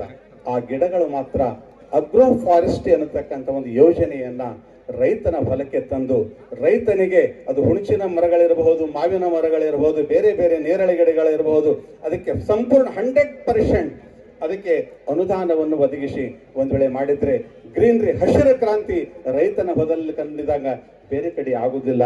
ಯಾಕಂದ್ರೆ ರೈತ ಅದಕ್ಕೆ ಇನ್ಕಮ್ ಸೋರ್ಸ್ ಅಂತ ಸೃಷ್ಟಿಯನ್ನು ಮಾಡಿಕೊಂಡು ಅದಕ್ಕೆ ದುಡಿತಾನೆ, ಕಷ್ಟಪಡ್ತಾನೆ, ಅದರಿಂದ ಫಲನೂ ಸಿಗುತ್ತೆ, ರಾಷ್ಟ್ರದ ಕಲ್ಯಾಣ ಆಗುತ್ತೆ, ಮತ್ತೆ ಗ್ರೀನರು ಕೂಡ ಬೆಳೆಯುತ್ತೆ ಅಂತಕ್ಕಂಥದ್ದನ್ನು ಒಂದು ಹೇಳೋದ್ರೊಂದಿಗೆ ಮಂತ್ರಿಗಳೇ, ತಮ್ಮ ಹತ್ರ ಸಾಕಷ್ಟು CSR ಫಂಡ್ ವ್ಯವಸ್ಥೆಗೆ ದೊಡ್ಡ ದೊಡ್ಡ ಕಂಪನಿಗಳಿರ್ತವೆ. ತಾವು ಪರಿಸರದ ಬಗ್ಗೆ ಕೂಡ ಒಂದು ಚಿಂತನೆಯನ್ನು ಮಾಡ್ತೀರಿ. ಅದಕ್ಕೆ ಇವತ್ತು ವಿದ್ಯುತ್ತಿನ ಕೊರತೆ ಇದೆ. ಈ ಕುಸುಮ ಯೋಜನೆಯಲ್ಲಿ 80% ಏನೋ ಸಬ್ಸಿಡಿ ಅಂತಿದೆ. ಒಂದು ಸರ್ವಸಾಧಾರಣ ಒಂದು 7 HP ನಮ್ಮ ಕರ್ನಾಟಕದಲ್ಲಿ 85-90 ಸಾವಿರ ರೂಪಾಯಿ ತುಂಬತಕ್ಕಂಥ ವ್ಯವಸ್ಥೆ ಇದೆ. ಇನ್ನ CSR ಫಂಡ್ ಹಾಕಿ ಅಥವಾ ಯಾವುದಾದ್ರೂ ಯೋಜನೆಗೆ ಜೋಡಿಸಿ ಇನ್ನ ಒಂದು 10% ಆಗಿದ್ರೆ, ಮಹಾರಾಷ್ಟ್ರದಲ್ಲಿ 48 ಸಾವಿರ ರೂಪಾಯಿ ತುಂಬಿದ್ರೆ 7.5 HP ಕರೆಂಟ್ ಹಾಗೆ ಸಿಗುತ್ತೆ. ಹಾಗೆ ಸ್ವಲ್ಪ ರೈತನಿಗೆ ಅನುಕೂಲವಾಗುವ ರೀತಿಯಲ್ಲಿ ವಿದ್ಯುತ್ ಒಂದು ಸ್ವಾವಲಂಬಿ ಆಗಬೇಕು, ಪರಿಸರವನ್ನು ಅನುಕೂಲ ಆಗಬೇಕು. ಇವೆರಡೂ ಕಾರ್ಯ ವ್ಯವಸ್ಥಿತವಾಗಿದ್ರೆ ದೊಡ್ಡ ಕ್ರಾಂತಿ, ಈ ಹಸಿರ ಕ್ರಾಂತಿ ಈ ಲೋಕದಲ್ಲಿ ಆಗುತ್ತೆ ಅಂತಕ್ಕಂಥದ್ದನ್ನ ಹೇಳೋದ್ರೊಂದಿಗೆ ಮಾರ್ಕೆಟಿಂಗ್ ವ್ಯವಸ್ಥೆಯನ್ನು ಕೂಡ ತಮ್ಮ ಒಂದು ಚಿಂತನೆ ಬೇಕಾಗಿದೆ. ಉತ್ಪಾದನೆ ಬಹಳಷ್ಟಾಗಿದೆ, ಆದರೆ ಬೆಲೆ ತಗ್ತಾ ಇದೆ. ನಾನೇ ಇದಕ್ಕೆ ಜೀವಂತ ಉದಾಹರಣೆ. ಈ ವರ್ಷ 7 ಎಕರೆ ಎಕ್ಸ್ಪೋರ್ಟ್ ರೀತಿಯಲ್ಲಿ ಬಾಳೆಯನ್ನು ಬೆಳೆಸೀನಿ. ಎಕ್ಸ್ಪೋರ್ಟ್ ಮಾಡಬೇಕಾಗಿದೆ, ವಿದೇಶದ ಎಕ್ಸ್ಪೋರ್ಟ್ ಬಂದಾಗಿದೆ. ಖರ್ಚು ಎಷ್ಟಾಗಿದೆ ಅಂದ್ರೆ 15 ಲಕ್ಷ ರೂಪಾಯಿ ಖರ್ಚು ಮಾಡೇನೆ 7 ಎಕರೆಯಲ್ಲಿ. ಆದರೆ 4 ಲಕ್ಷನೂ ಕೂಡ ಪಡೆದಿಲ್ಲ. ನಾನೊಬ್ಬ ಮಠಾಧೀಶ ಇದ್ದೀನಿ, ನನ್ನ ತಾಳತದ. ಆದರೆ ಇನ್ನೊಬ್ಬ ರೈತನಾಗಿದ್ರೆ ಹೇಗೆ? ಇದೇ ರೀತಿ ಸೋಯಾಬೀನ್ ಬೆಲೆ ಇದೇ ಆಗಿದೆ, ಜೋಳದ ಬೆಲೆ ಇದೇ ಆಗಿದೆ, ತೊಗರಿಯ ಬೆಲೆ ಇದೇ ಆಗಿದೆ. ಯಾವ ತೊಗರಿ 10 ಸಾವಿರ ರೂಪಾಯಿ ಕ್ವಿಂಟಲ್ ಇರಬೇಕಾಗಿತ್ತು, ಇವತ್ತಿಗೂ ಕೂಡ 7 ಸಾವಿರ ಎದ್ದಿಲ್ಲ. ಇದಕ್ಕಾಗಿ ಕೆಲವೊಂದು ಚಿಂತನೆ. ಯಾಕೆ ಇದನ್ನು ನಾನು ಹೇಳ್ತಾ ಇದ್ದೀನಿ ಅಂತಂದ್ರೆ, ಈ ಪುಣ್ಯ ಪುರುಷ ಯಾವ ನಮ್ಮ ಚನ್ನಬಸವ ಪಟ್ಟದೇವರು ರೈತನಿಗಾಗಿ, ಮಹಿಳೆಯರಿಗಾಗಿ, ದೀನ ದಲಿತರಿಗಾಗಿ, ಕಷ್ಟಪಡ್ತಕ್ಕಂಥ ಶ್ರಮಜೀವಿಗಳಿಗಾಗಿ ಅವರು ದುಡಿದಂಥ ವ್ಯಕ್ತಿಗಳ ಮಹಾನ್ ಜಯಂತಿ ಎಂದು ಒಂದು ನರೇಗಾ ಯೋಜನೆಗೆ ಕೃಷಿಗೆ ಜೋಡಿಸ್ತಕ್ಕಂಥ ಕೆಲಸ ಜವಾಬ್ದಾರಿ ನಮ್ಮ ಸಾಗರ್ ಅವರಿಗೆ, ಅದೇ ರೀತಿ ನಮ್ಮ ಮಾನ್ಯ ಮಂತ್ರಿಗಳಿಗೆ, ಅಗ್ರೋ ಫಾರೆಸ್ಟ್ ಜೊತೆ ಏನೇನಿದೆ ನೋಡಿ ಒಂದು ಫಾರೆಸ್ಟ್ ಕಾಲೇಜ್ನು ಕೂಡ ಇಲ್ಲಿ ಮಾಡಿಸ್ರಿ. ಹಾರ್ಟಿಕಲ್ಚರ್ ಕಾಲೇಜ್ ಆಗಿವೆ, ಬೇರೆ ಬೇರೆ ಕಾಲೇಜ್ ಆಗಿವೆ, ಫಾರೆಸ್ಟ್ರಿ ಕಾಲೇಜ್ನು ಕೂಡ ಯಾಕೆ ಆಗಬಾರ್ದು ಅಂತಕ್ಕಂಥದ್ದನ್ನ. ಯಾಕಂದ್ರೆ ಈ ಎಲ್ಲ ಅಗ್ರಿಕಲ್ಚರ್ಗಿಂತಲೂ ಕೂಡ ದೊಡ್ಡ ಸೋರ್ಸ್ ಆಫ್ ಇನ್ಕಮ್ ಇರತಕ್ಕಂಥ ಒಂದು ಅಗ್ರಿಕಲ್ಚರ್ ಯಾವ್ದಾದ್ರು ಇದ್ರೆ ಅದು ಕೃಷಿ ಇದ್ದಿದ್ರೆ ಅದು ಫಾರೆಸ್ಟ್ರಿ ಕೃಷಿ ಇದೆ, ಅದು ಅರಣ್ಯ ಕೃಷಿ ಇದೆ. ಅದನ್ನು ಕೂಡ ಅವೇರ್ನೆಸ್ ಮಾಡ್ತಕ್ಕಂಥ ಕೆಲಸ ನಿಮ್ಮ ಜೊತೆ ನಿಮ್ಮ ಸಹಕಾರ ಇತ್ತು ಅಂದ್ರೆ ಇನ್ನೂ ಕೂಡ ವ್ಯವಸ್ಥಿತ ಮಾಡೋಣ ಅಂತ ಇಬ್ರು ಕೂಡಿ ಇದ್ರ ಬಗ್ಗೆ ಮತ್ತೆ ನೀವು ಟೈಮ್ ಕೊಡ್ರಿ. ಯಾಕಂದ್ರೆ ನಿಮಗೂ ಟೈಮ್ ಸಿಗಲ್ಲ. ರವೀಂದ್ರನಾಥ್ ಟ್ಯಾಗೋರ್ ಬರೆದಂತ ಕಾವ್ಯವನ್ನು ಓದ್ತಾ ಬಂದೆ. ಆ ಕಾವ್ಯ ಓದುವಾಗ ಸಹಜ ಅದು ಪೇಸ್ ಬಂತು. ಅವಾಗ ಅಲ್ಲಿ ಕವಿ ಹೇಳ್ತಾನೆ, ಟಾಗೋರ್ ಹೇಳ್ತಾರೆ, ಭಗವಂತನನ್ನು ಕುರಿತು ಹೇಳ್ತಾರೆ, ಭಗವಂತ ನನ್ನ ಮನೆಯಿಂದ ಸಾರಿಸಿಟ್ಟೇನೆ, ಸ್ವಚ್ಛ ಮಾಡಿಟ್ಟೇನೆ, ರಂಗೋಲಿ ಹಾಕಿಟ್ಟೇನೆ, ಕಿಟಕಿಗಳನ್ನು ತೆರೆದಿಟ್ಟಿನಿ, ಬಾಗಿಲುಗಳನ್ನು ತೆರೆದಿಟ್ಟಿನಿ, ಒಳಗಡೆ ದೀಪ ಹಚ್ಕೊಂಡು ಕುಂತೀನಿ, ನೀನು ಯಾವಾಗ ಬರ್ತಿ ಅಂತಕ್ಕಂಥದ್ದು ಅಪೇಕ್ಷೆ ಮಾಡ್ತಾ ಇದ್ದೀನಿ. ಆದ್ರೆ ನೀನು ಬರ್ತೀವೋ ಬರಲೋ ಗೊತ್ತಿಲ್ಲ, ಆದ್ರೆ ಒಂದ್ ದಿವಸ ನೀನು ಬರ್ತಿ ಅಂತ ನಾನು ಅಪೇಕ್ಷೆ ಮಾಡ್ತಾ ಇದ್ದೀನಿ. ನೀನು ಬರುವಾಗ ಸುಮ್ಮನೆ ಬರಲ್ಲ, ನನ್ನ ಮನವನ್ನು ತುಂಬಲಿಕ್ಕೆ ನೀನು ಬರ್ತಿ, ನನ್ನ ಜೀವನದ ಆನಂದವನ್ನು ತುಂಬಲಿಕ್ಕೆ ಬರ್ತಿ ಅಂತ ನಾನು ದೀಪ ಹಚ್ಚಿ ಕಾಯ್ತಾ ಇದ್ದೀನಿ. ಭಗವಂತ ನೀನು ಯಾವಾಗ ಬರ್ತೀಯಾ? ನೀ ಬರ್ತಿ ಬರಲ್ಲ ಅಂತ ನಾನು ಪ್ರಶ್ನೆ ಕೇಳಲ್ಲ, ನೀ ಎಂದು ಬರ್ತಿ ಎಲ್ಲಿಂದ ತನಕ ನಾನು ದಾರಿ ಕಾಯ್ತೀನಿ ಅಂತ ಆ ಕವಿತೆಯ ಸಾಲುಗಳು ನೋಡಿ ಓದ್ತಾ ಇದ್ದಾಗ ನನಗೊಂದೇ ಬಂತು, ಮಕ್ಕಳೇ, ನಿಮ್ಮ ಸಲುವಾಗಿ ನಿಮ್ಮ ತಂದೆ ನಿಮ್ಮ ತಾಯಿನೂ ಕೂಡ ಒಂದು ಮಗು ಹುಟ್ಟಿದಾಗ ಎಂದು ನೀವು ಹುಟ್ಟಿದ್ರಿ, ತೊಟ್ಟಿಲಾಗ ಹಾಕುವಾಗ ಅವತ್ತು ದೀಪ ಹಚ್ಕೊಂಡು ಕುಂತಿದ್ದಾನೆ ನಿಮ್ಮ ಸಲುವಾಗಿ ತಂದೆ.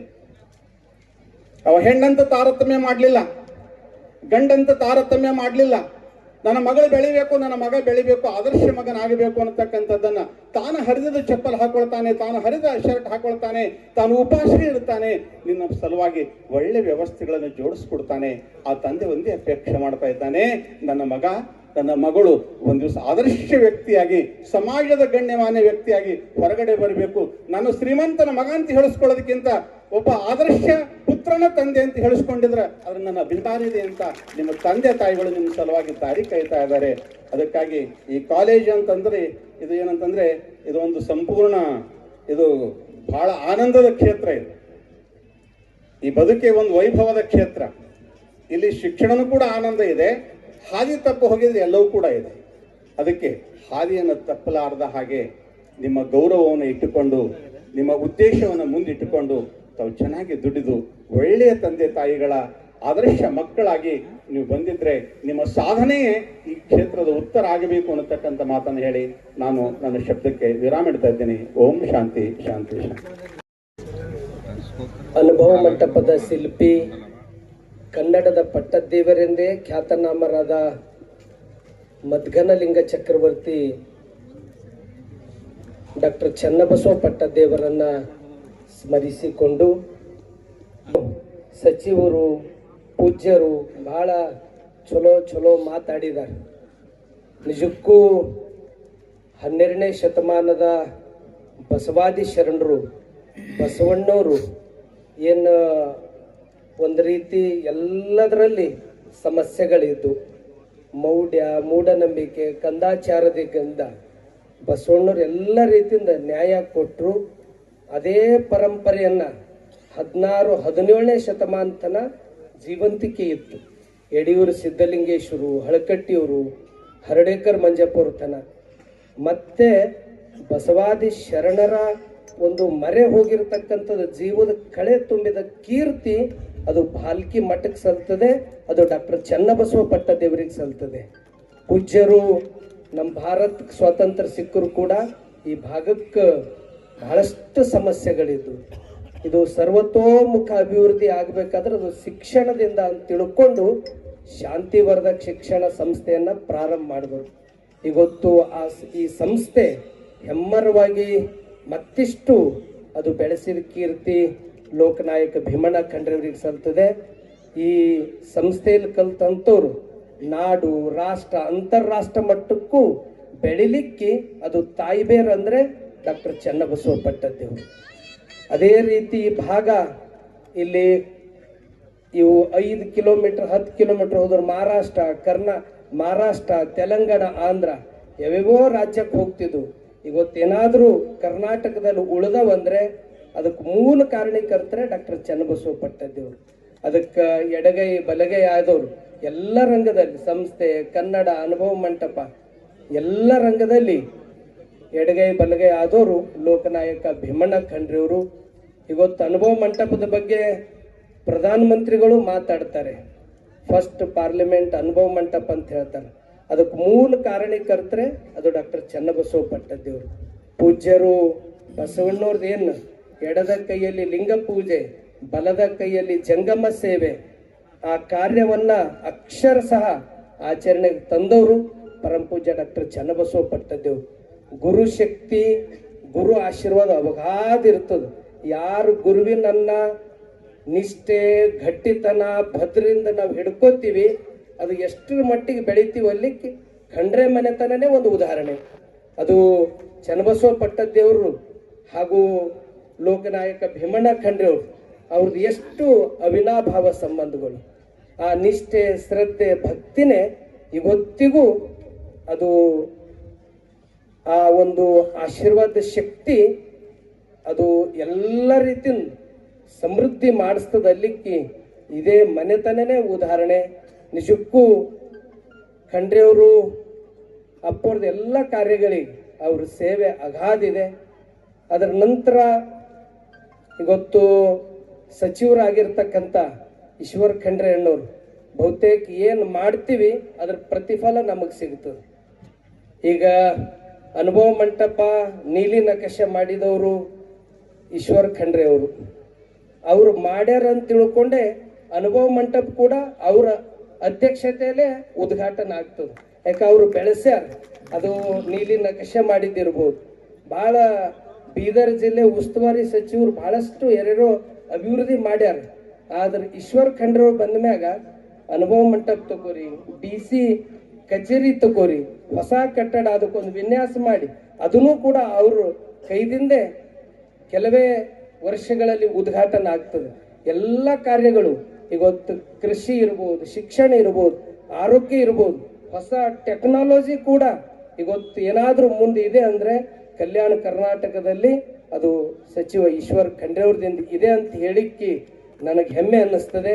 ಅವ್ರ ಬಲ್ಲೊಂದು ಅದ್ಭುತ ಶಕ್ತಿ ಇದೆ. ಅವರು ಒಂದು ಯೋಚನೆ ದೂರದೃಷ್ಟಿ ಏನೇ ಮಾಡಬೇಕಾದ್ರೆ ಅದಕ್ಕೊಂದು ಪ್ಲಾನ್ ಮಾಡಿಕೊಂಡು ಮಾಡ್ತಕ್ಕಂಥ ಒಂದು ಹೃದಯವಂತಿಕೆ ನಾವು ಕಂಡಿದ್ದು ಈಶ್ವರ್ ಖಂಡ್ರೆ ಅವ್ರ ಹತ್ತಿರ. ಅಂತ ಸಚಿವರು ನಮಗೆ ಎಲ್ಲರಿಗೆ ಅವರಿಗೊಂದು ದೊಡ್ಡ ಒಂದು ಮುಂದಿನ ಇದರಲ್ಲಿ ಅವರಿಗೆ ಒಂದು ಸ್ಥಾನಮಾನಗಳು ಸಿಕ್ಕೇ ಸಿಗ್ತವ ಅಂತಕ್ಕಂಥ ವಿಶ್ವಾಸ ನಮಗಿದೆ. ಯಾಕಂದ್ರೆ ಯಾರು ಹೆಂಗೆ ಮಾಡ್ತಾರೋ ಅದ್ರ ಪ್ರತಿಫಲ ಸಿಗ್ತದೆ. ನಿನ್ನೆನೇ ನಾ ಮಾತಾಡ್ದೆ, ನೀವು ಮನೆಗೆ ಸಮಯ ಕೊಡಲ್ಲ ಅಂತಕ್ಕಂಥ ಮಾತಾಡಿದೆ. ಏನಿದ್ರು ಅಂದ್ರೆ ನಿನ್ನ ಅವ್ರು ಬಂದಾರ ಫೋನಲ್ಲಿ ಮಾತಾಡ್ಲಿಕ್ಕೂ ಅವ್ರಿಗೆ ಸಮಯ ಇಲ್ಲ. ಅಂದ್ರೆ ಅಷ್ಟು ಸಭೆಗಳು, ಕಾರ್ಯಕ್ರಮಗಳು, ಅಂತ ಒತ್ತಡ ಮಧ್ಯದಾಗೂ ಅವರು ಜನಸೇವೆನೇ ಜನಾರ್ದನ್ ಸೇವೆ ಅನ್ನೋ ರೀತಿಯಲ್ಲಿ ಅವ್ರ ಕಾರ್ಯವನ್ನ ಮಾಡ್ತಾ ಇದ್ದಾರೆ. ಅವರಿಗೆ ಒಳ್ಳೆ ಭವಿಷ್ಯ ಇದೆ ಅಂತಕ್ಕಂಥ ಮಾತನ್ನು ತಿಳಿಸಿ, ಅದೇ ರೀತಿ ಬಹುತೇಕ ಲೋಕಸಭಾ ಸದಸ್ಯರಾಗಿದ್ದ ಮೇಲೆ ಸಾಗರ್ ಖಂಡ್ರೆ ಅವರು ಅಲ್ಲಿ ಪಾರ್ಲಿಮೆಂಟ್ದಲ್ಲಿ ನೀವು ಯಾರು ಕೇಳಿ ಏನಾದರೂ ಮಾತಾಡ್ಯಾರ ಅಂದ್ರೆ ಕೃಷಿ ಬಗ್ಗೆನೇ ಹೆಚ್ಚಿನ ಒತ್ತು ಕೊಟ್ಟು ಮಾತಾಡಿದ್ದಾರೆ. ಅಂದ್ರೆ ನಮ್ಮ ದೇಶದ ಸಂಪತ್ತು ಇವತ್ತೇನಾದರೂ ನಾವೆಲ್ಲರೂ ಚಲೋ ಇದ್ದೇವೆ ಅಂದ್ರೆ ಅದು ಕೃಷಿದಿಂದೆ. ಟೆಕ್ನಾಲಜಿ ಇಟ್ಟು ಮುಂದುವರೆದ್ರು ಕೂಡ ರೈತರು ತಯಾರು ಮಾಡಿದ ಕಾಳೆ ನಾವು ತಗೋತಾ ಇದ್ದೀವಿ. ಅದನ್ನ ಆ ಒಂದು ಕಿರಿಯ ವಯಸ್ಸಿನಲ್ಲಿ ಒಂದು ಜನರ ಬಗ್ಗೆ, ಜನರ ನೋವಿಗೆ ಅವ್ರು ಲೋಕಸಭಾ ಸದಸ್ಯರಾಗಿ 50,000 ಮನೆಗಳನ್ನ ಕೊಟ್ಟಿದಂತ ಕೀರ್ತಿ ಅದು ಸಾಗರ್ ಖಂಡ್ರೆ ಅವರಿಗೆ ಸಲ್ತದೆ. ಅಂತ ಒಬ್ಬ ಆದರ್ಶ ಚಿಕ್ಕ ವಯಸ್ಸಿನಲ್ಲೇ ಬಹಳ ಒಳ್ಳೆ ಕಾರ್ಯನ ಮಾಡ್ತಾ ಇದ್ದಾರೆ. ಅಂತ ಸಾಗರ್ ಅವರಿಗೂ ಅವ್ರು ಇನ್ನೂ ಹೆಚ್ಚೆಚ್ಚು ಕಾರ್ಯಗಳು ಮಾಡಲಿ ಅಂತಕ್ಕಂಥ ಮಾತನ್ನು ತಿಳಿಸಿ, ನಿಜಕ್ಕೂ ಇದು ಜೀವನ ಅಂತಕ್ಕಂಥದ್ದು ಇದು ಜಗತ್ತಿನಾಗ ದೊಡ್ಡ ಶ್ರೀಮಂತಿಕೆ ಏನದ ಅಂತಂದ್ರ ಒಬ್ರ ಬಲ್ ಹಣ ಇರಬಹುದು, ಸಂಪತ್ತು ಇರಬಹುದು, ಐಶ್ವರ್ಯ ಇರಬಹುದು, ಅಧಿಕಾರ ಇರಬಹುದು. ಅದಕ್ಕಿಂತ ದೊಡ್ಡದೇನು ಅಂದ್ರೆ ಇದ್ದಿಂದ್ರಾಗ ಯಾರು ತೃಪ್ತಿ, ಸಮಾಧಾನ, ಆನಂದ ಇರ್ತಾರಲ್ಲ ಅವರೇ ಜಗತ್ತಿನಾಗ ದೊಡ್ಡ ಶ್ರೀಮಂತರು ಅಂತಕ್ಕಂಥ ಮಾತನ್ನು ತಿಳಿಸಿ ನನ್ನ ಮಾತಿಗೆ ವಿರಾಮ ಕೊಡ್ತೀನಿ. ಎಲ್ಲರಿಗೂ ಶರಣು ಶರಣಾರ್ಥಿ.